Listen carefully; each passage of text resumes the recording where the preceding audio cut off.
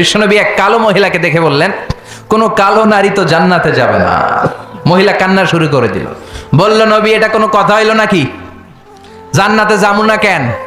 কালা কি আমি হইছি নাকি? কালা আমারে বানাইছে কে? তিনি বানিয়েছে, তো আমার দোষ কি?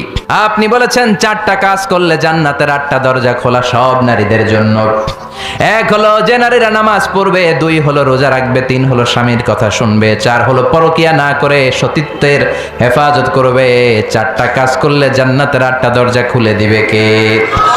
ও নবী, আমি তো 4টাই করি, কেন জান্নাতে যাব না আপনি বলেন?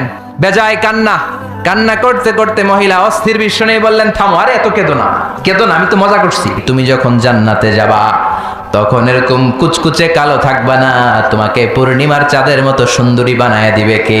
দেখবেন বাংলাদেশে আমাদের ক্রিকেটাররা যখন অন্য কোনো দেশের সাথে খেলে, অনেক সময় এমন হয় বল বাকি 1টা, রান দরকার 6টা। আপনি দেখবেন ক্যামেরাম্যান তখন গ্যালারিতে খালি দেখায় দর্শকদের যে কি অস্থিরতা।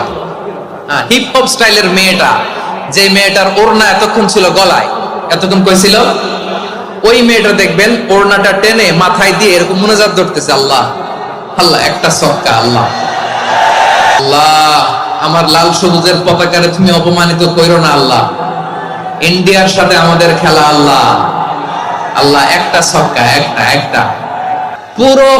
পুরো খেলা জুড়ে এই মেয়ের ওড়না ছিল গলায়, কিন্তু যখন 1 বলে 6 রান দরকার, ওড়না চলে আসছে কোথায়? মাথায়। আবার মুনাজাত আছে না নাই?